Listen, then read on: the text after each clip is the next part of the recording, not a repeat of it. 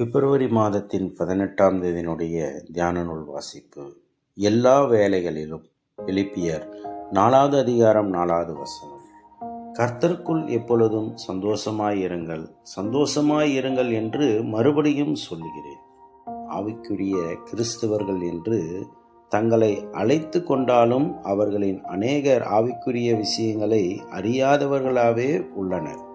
அவர்கள் ஆராதனை சூழ்நிலைகளில்தான் ஆண்டவருடைய பிரசன்னத்தையும் சந்தோஷத்தையும் உணர்கின்றார்கள்.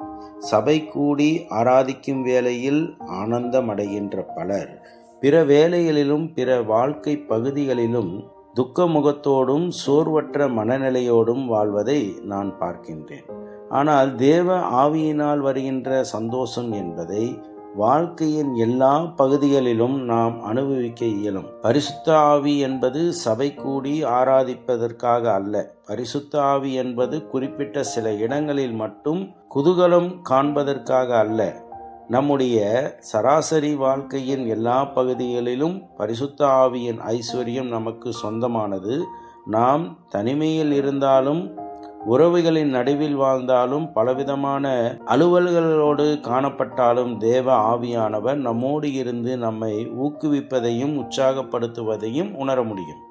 அனுதின வாழ்வில் நாம் தேவ ஐக்கியத்தோடு வாழ்வதையும் தேவன் நம்மோடு இருந்து நம்மை மகிழ்ச்சியாக்குவதையும் நாம் உணராவிட்டால் சபை கூடி வருகிற வேளைகளிலும் நாம் அனுபவிக்கின்ற சந்தோஷம் நிஜமானதல்ல.